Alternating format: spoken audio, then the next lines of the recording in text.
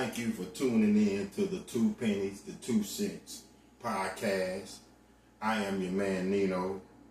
I'm your commentator, your narrator. I'm your host. First of all, please click them subscription, click that like button, because I appreciate all you fellas, all the ladies, all my followers and listeners, all y'all ride with me. I appreciate y'all subscribing. Again, thanks to the man upstairs for letting me wake up another day, be productive in the world, go out, do what I have to do to hold down what I have to hold down. Also, I'd like to say thank you to all the fans for supporting me, for having my back. Thank y'all for wanting me to give you my opinion on certain things. I appreciate more and more y'all are sending me emails or texting me, or just when you see me out and about, you'll walk up to me and say, "Hey, Nino, I got this little topic," and I like to see your little 2 cents or your pointers on it or how you feel about it. I appreciate it. It's all love. It's all love. Today, I'm going to talk about something. I wasn't paid my rent in my apartment. And my apartment manager, I'm just going to call her Miss A. She's a cool lady. And she brought a very interesting topic to me. And I think I'm going to try to touch some bases on it. Now, you might agree with it, you might disagree. But remember, this is opinionated. This is nothing but opinions. But she brought up a very, very interesting topic. I'm going to try to delve off into kids fighting at school rather than shoot.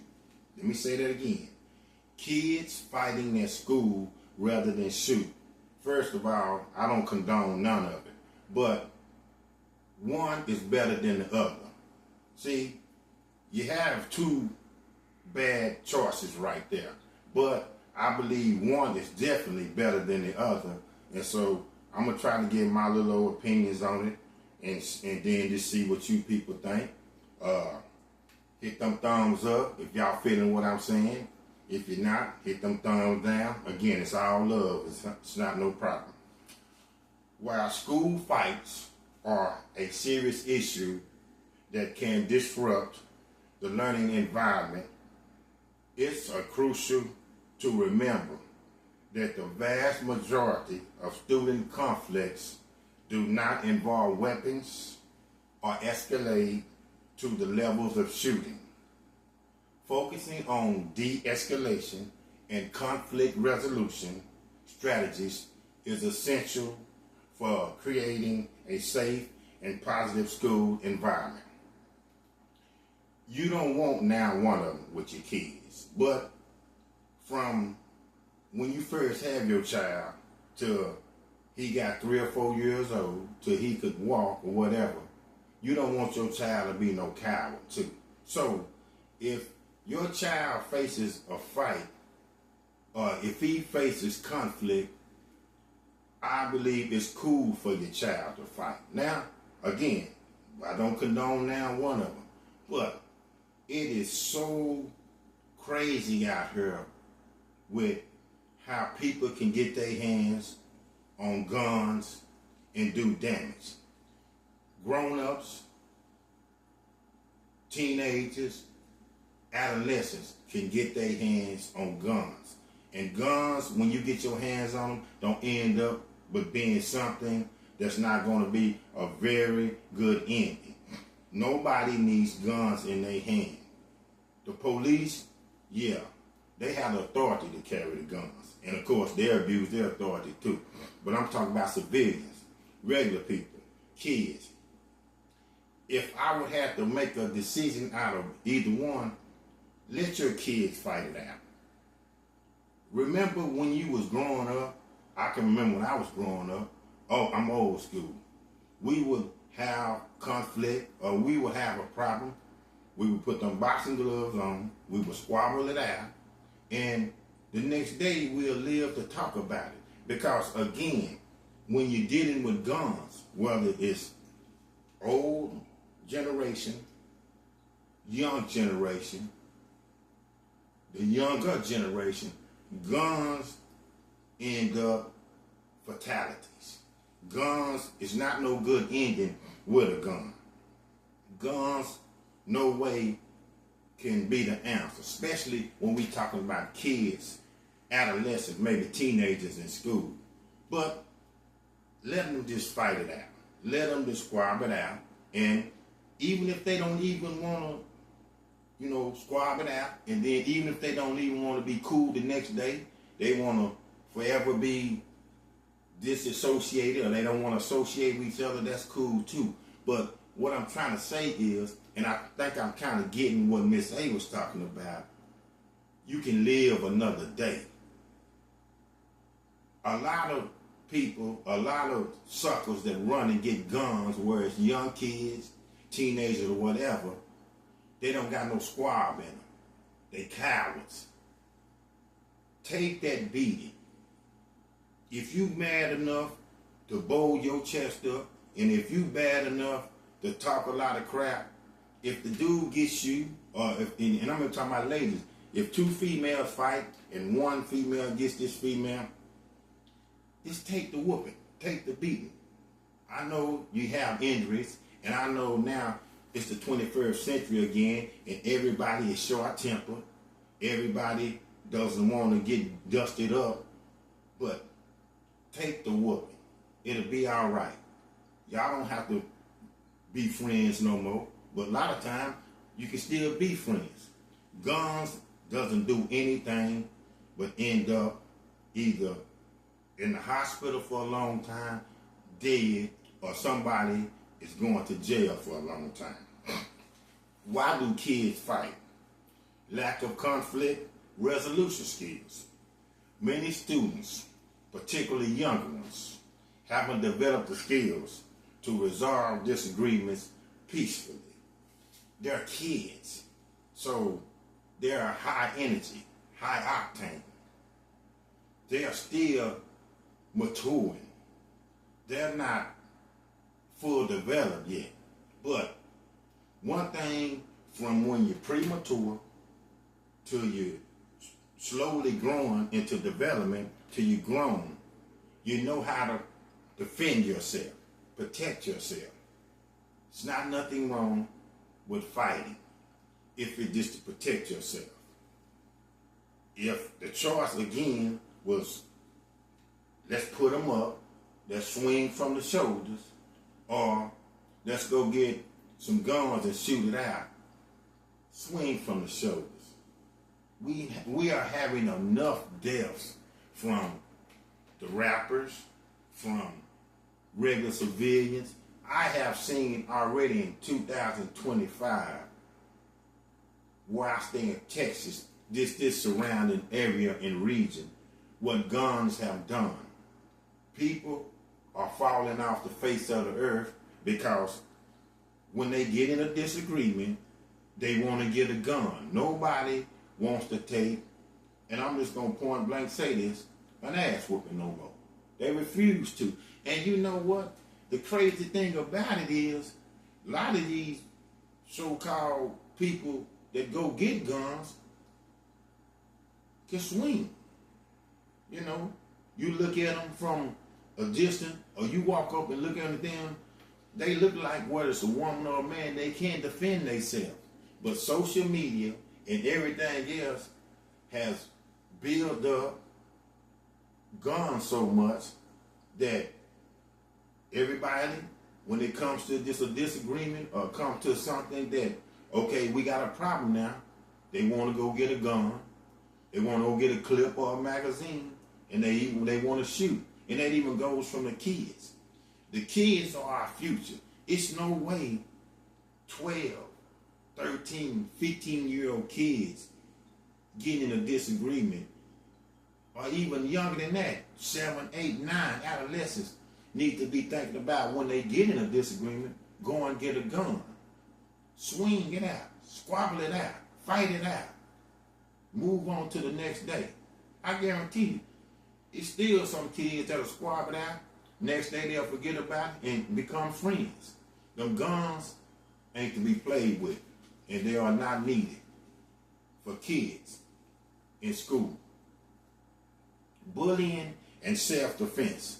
Some fights stem from bullying or a perceived need for self-defense. But see, now bullying can go from when your kids are in school, and it also can go from cyberbullying, which is bullying on the internet.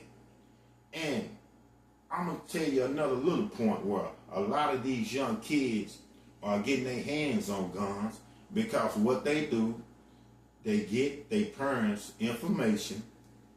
They go online because, you know, kids 8, 9, 10, 11 are smart. They know how to work a computer. They're computer wizards. And they'll go on there and order guns, fake, you know, using their parents' ID. But see, this is crazy. How can you order something and how can you order something from a retailer that sells guns without checking proper ID? But again, kids will get their parents' ID, pose as their parents, order guns, get their parents' credit card, order guns, have it come to the house, and it's not a problem. And the sad thing about it is, a lot of these parents are condoning their kids ordering guns. You think a lot of these crazy shootings from these young Caucasian kids or these young kids, period, you think their parents didn't know that they was ordering guns? You think their parents didn't take them to order guns? See, a lot of this still stems from the parents need to check themselves. But I'm going to get on to that later. Again, though, from the bullying, when a bully continue to bully somebody, that bully needs to be checked. But this is the problem. A lot of time, when the bully gets chin checked, and you want to put them hands on him, now the bully doesn't want to take that whoop. So a lot of time, now they want to go get a gun. Because remember, a lot of bullies are basically cowards. They just running around playing like they're Mr. Tough Guy, but nobody is stepping to their face and checking. And once you check them, then you'll see really the yellow streak down their back. They really are cowards. Anger management issues.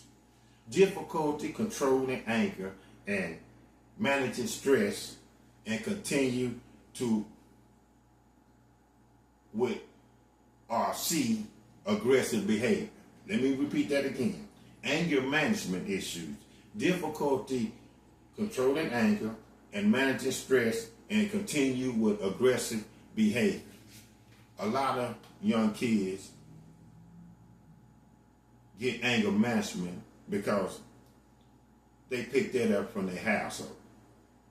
You know, a lot of time their father or their mother could be going through a situation, or they see a situation and they bring it to school. But again, fight it out. We don't condone fighting. Put the guns down. Aren't we having enough problem with guns? The gun law cannot be passed enough. You got, again, grown-ups using guns as a problem solver. You have some teenagers using guns as a problem solver. Adolescents using guns as a problem solver. What about old school? These two right here is the problem solver. What happened to that? Swinging from the shoulders. Social dynamics and peer pressure.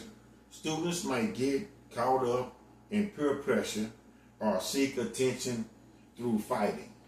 Well, yeah, that's true too. But I believe it's many other ways that you can get attention than fighting. But see, a lot of time, this is kids that get picked on and kind of, pivot back, or you can piggyback the bullying part. A lot of time, the kids that want to fight or get in a disagreement and see peer pressure because they're standoffish. They're having hard times or hard problems, not only in their school life, but their social life and even possibly their life at home. So, and when people are picking on them, sometimes the best way they're trying to yell or they're trying to make themselves known or they're trying to cry out for help is fighting. But let's just fight, and I'm not trying to let's just fight. No guns. Because, again, and kids have fought and beat the crap out of each other, and it can be bodily harm. And it has been charges from police. It has been charges from victims, from one victim to the other. But that's really on a random situation every now and then. You go get that gun and you started acting up and getting out of hand with that gun, it's going to be more than just charges. It's going to be possibly years in jail, possibly life in jail, possibly death row. It's no coming back off that gun. It's enough dealing with kids and trying to teach them and learn in the 2020s. It's enough doing that. It's enough because social media has hindered so much learning and everything else. Because so many kids from adolescents to teenagers, their the main thing that they're only concentrating on or focusing on is social media. Whether they're athletes, whether they are very smart in school, dean's list, A students, even in college. People have so much taken a hit back from social media. And even social media is cool, but see, social media builds up a lot of drama. It causes a lot of drama. What do you think these young kids that's in school or adolescents get the idea of guns? They see these radical groups that they go on social media. They listen to the so-called leaders of these radical groups. They get in these kids' head. So when they go to school and they get into an altercation with a fellow student, whether it's 9, 10, or 11, their mindset is already like, I'm not going to throw no blows. I'm not going to fight. That's a waste of time. I'm going to go get my gun. I'm going to shoot him, and we're going to cut through the chase. That's not how it's supposed to be. When I came up, and I'm old school, when I was young, 8, 9, 10, 11 years old, we had fights. We made up the next day. We had fights. We didn't make up, but we had fights. Fights are going to come. People going to get in tussles. That's going to happen. But young kids, there's no need for, if you're going to fight and then try to take it 2 or 3 levels and go get a gun. There's no need for that. Turbulent home environments. Problems at home can sometimes spill over into school and contribute to conflict. Well, yeah. Remember how they always say when you got a job, don't bring your problems from home to work? But see, a kid doesn't know nothing else but bring the problems that he goes through, that he see, that domestic violence or whatever's going on at home between his parents or whoever, bring it to school because that kid is still growing. He hasn't all the way developed. 8, 9, 10-year-old kids, they're still growing. Though in this era and time, they're very smart and sharp, but they're still not fully grown. So if they're having a problem at home, whereas, abuse or domestic violence or whatever, they're going to bring it to school because they got a channel that what they seeing some way and get it off of them or get it out off their chest. So that's why they're easy to get into an altercation real fast or whatever. But also again, leave it at a fight. They see their mom and their dad going at it, or they see their mom and their dad getting in it with maybe neighbors or anything in the neighborhood, and then everybody start putting out the heat or the guns or go get their pistol or load up the rifle or whatever, load up the assault rifle. That's what the kids see. So now they're only gonna copy what they see.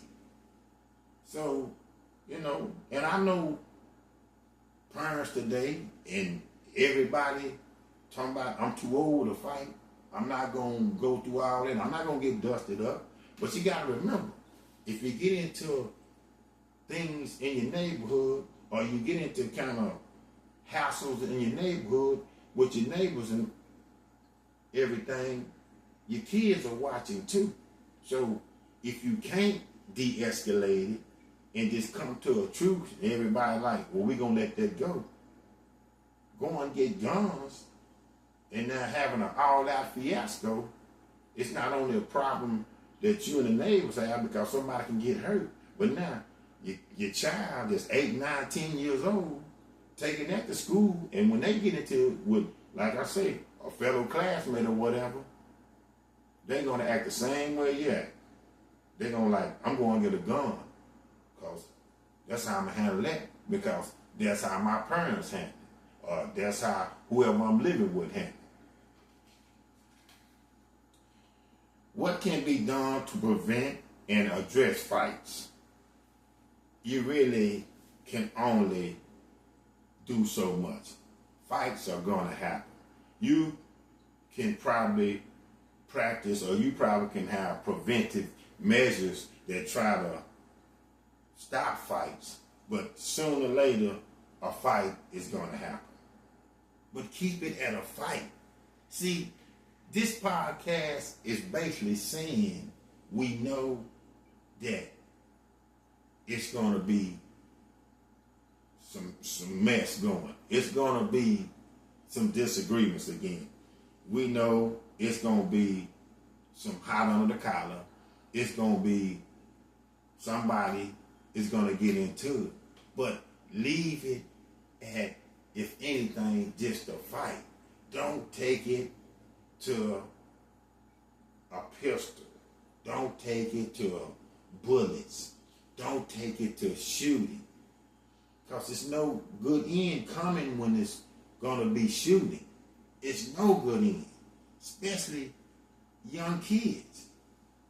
I mean, come on now. It's kids 9, 10, 11 years old will kill, have shot and killed, have killed their parents.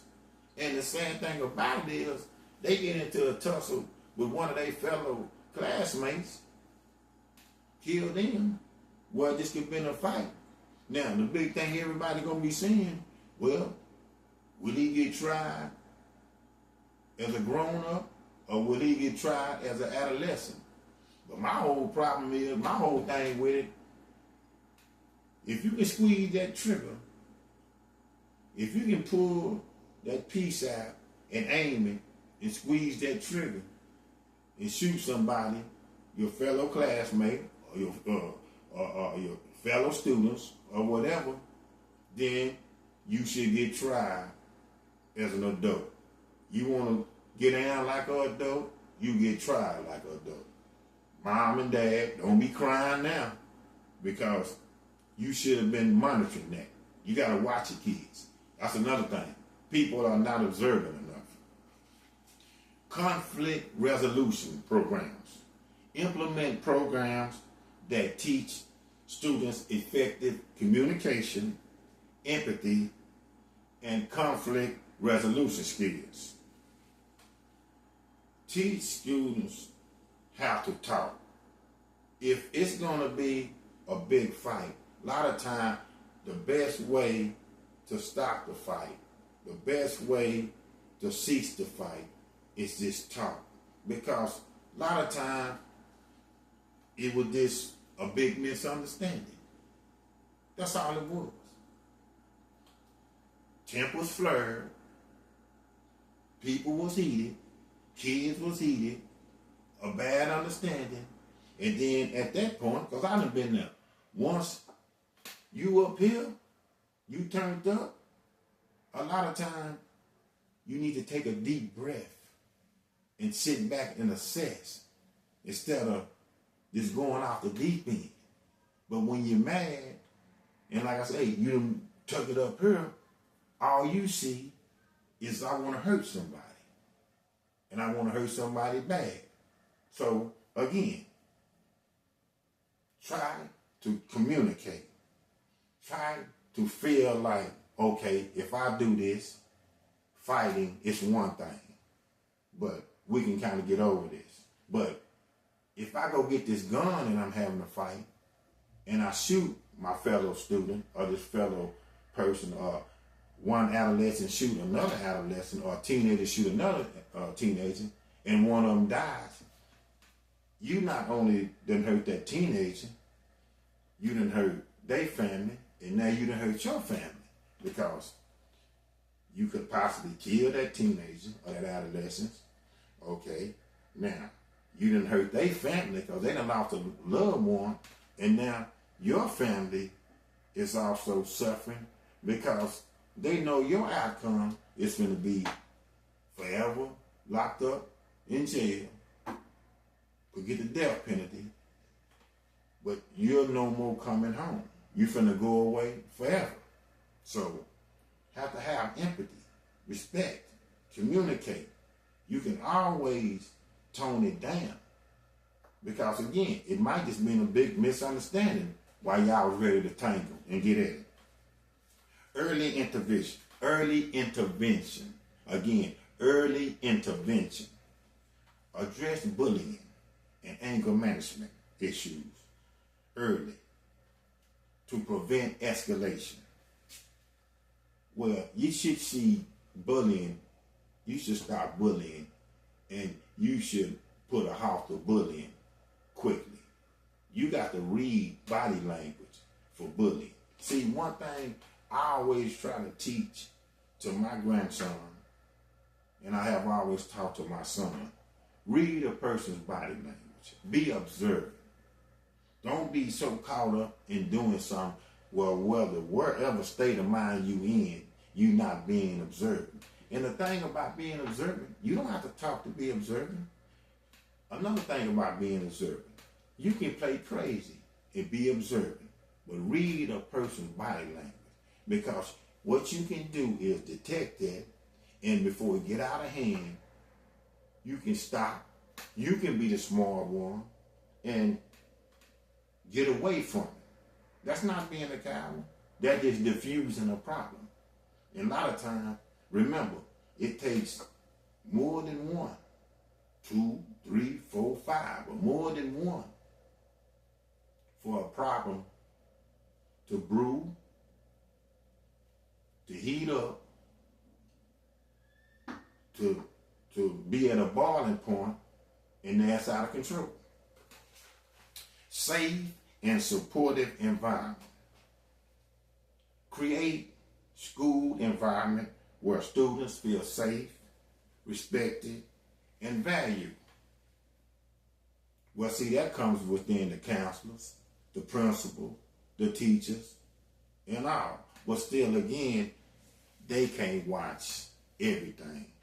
I think it has to be a combination of a school environment and the home environment, where the parents have to implement ways where the kids or your child can try to cut back on fighting or getting in disagreements or things like that. Now, again, ain't nobody trying to say that if somebody hits somebody that they shouldn't hit them back, because you have to protect yourself.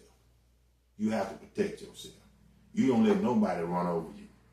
You got to protect yourself. That can be the worst thing of all, because if somebody, again, hits you and you don't do nothing, and then hits you again and you don't do nothing. Now see, now they already in their mind, they done went straight up to bully mode. And see, now it's going to be continuously like this till you do something about it. But most of the times, again, when you get somebody to hit you, or you come up against a bully, and the first 2 times you don't do nothing, and then that 3rd time you sock him in the mouth, or you sock her in the mouth, where it's a young man on a young man or a young lady on a young lady. See, remember Mike Tyson saying, everybody got a plan till they get socked in the mouth. So you sock them in the mouth, and I guarantee you, they're going to reassess, readjust, and they're going to rethink about, okay, do I really want to go this way? Because now I can't bully them no more. Now that's the bully looking at the one they was trying to bully.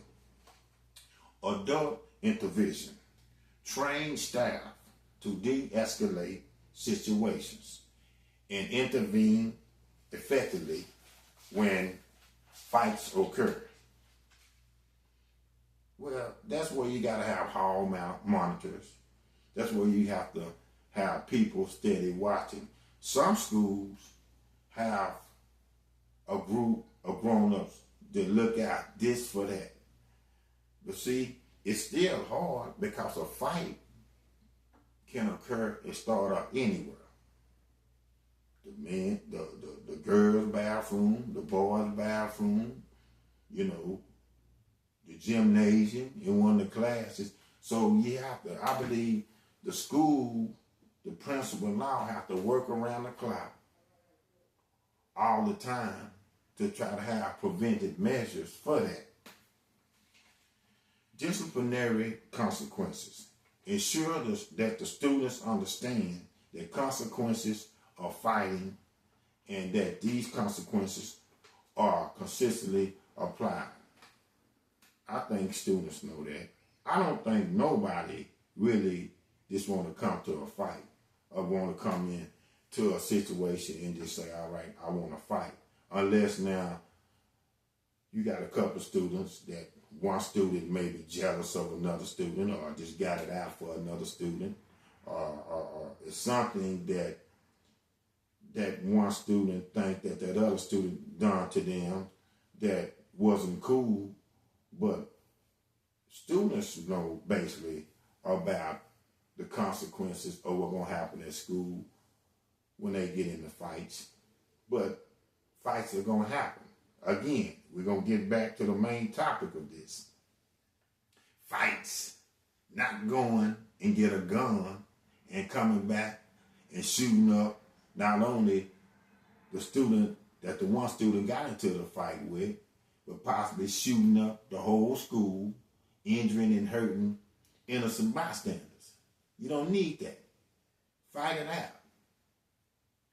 Go mano a mano and leave it at that. Parent involved. Encourage parents to be involved with community members to ensure the safety and security of students and the staff. Well, that's where you have PTA meetings and things like that. Because it's going to take the parents and the school faculty to work together to kind of keep the fights down. But they're going to happen. But, they need to work together. But again, that's where you have the PTA meetings. You have the school faculty. That's why a lot of time parents, when the school has things going on maybe Tuesday, Thursday, maybe Friday of the week after school, you attend that. Because a lot of times they can say, well, they want you to come up there and they want to talk to you about your kids' academics and so on and so on. But it's also they want to talk about your kids' behavior. So attend them social them social beings. Attend them social things that's going on. Attend them social meetings that's going on. You attend them social meetings because it's a reason why they send you them little pamphlets home, or they give your kids them little pamphlets to bring home to you. And I know so many parents be busy, they work hard, they be tired, and a lot of time they just can't make the meeting or whatever. But if you can just attend one now and then, it would help, because a lot of parents are single parents. They're working 2 or 3 jobs. And the school faculty understands, but if you can make a meeting here or there, I believe that would help a big way. It would help a big way. Technology use. Address the role of social media and technology, fueling fights and bullying, and promote responsible online behavior. Well, I just said that. That's one of the biggest distractors or the biggest problems right there. Technology, social media, because adolescents get the way of ordering guns. They also have these radical groups that I have mentioned earlier. They got somebody talking where it's true or fake on social media.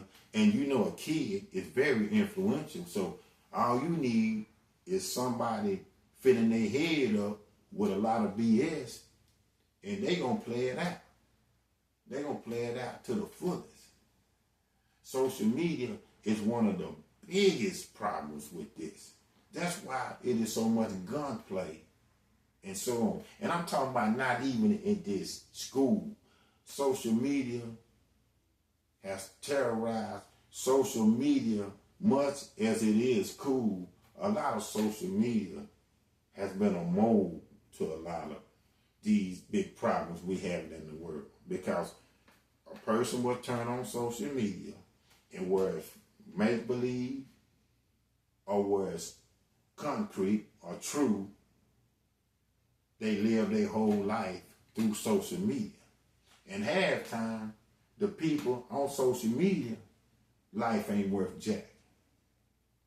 So social media, it has its great advantages, but social media, again, can be a mold, and it's surely a big problem with fighting in school, where it's middle school, elementary, or high school.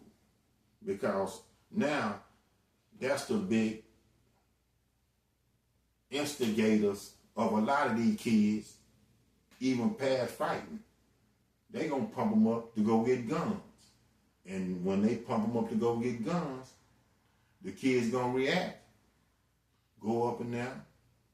A little simple fight. Somebody get dusted up. Get over it. Next day come back to school, whether you talk or not, cool. But everybody still living can turn into a fatality or whatever. Community support. Involve the community in efforts to create a safe and supportive school environment. The community can do everything it possibly can. But a lot of fights and a lot of fights that turn into gunplay starts with within. You have to look yourself in the mirror. A community can have neighborhood watch. A community can have meetings. Our community can meet at town hall. Our community can meet at the school. Our community can do this. Our community can do that. A lot of this is just straight. You have to look yourself in the mirror, the perpetrators, and also the ones that are pumping up the perpetrators. Plain and simple. Kids fighting at school rather than shoot. I don't condone none of it. But I'm going to shout out to Miss A again, because ain't nobody raising no cowards. And even as I see it with my loved ones, I got a young loved one, my grandson. I'd rather him fight, defend himself, protect himself, than let anybody bully him or pick on him. But also, I have to worry, because even if he fight, it's not going to be left at that. In today's society, the fight has ended. Now somebody want to go pick up a gun, and now a life can be gone. Another life can be gone because one life is gone because somebody is dead, deceased. Then another life is gone because the one who unalive that one person, now their life is destroyed because they're either going to be in jail for the rest of their life, or they're going to get killed when they're in jail, coming up on death row. And then think about both parents on both sides. One life is terrible because the one parent has lost a loved one because he's deceased. The other parents are feeling the heavy blow of it because they have lost their son for the rest of their life, because he's in jail for the rest of his life, and he might get the death penalty. So his life is gone. They never gonna see him no more.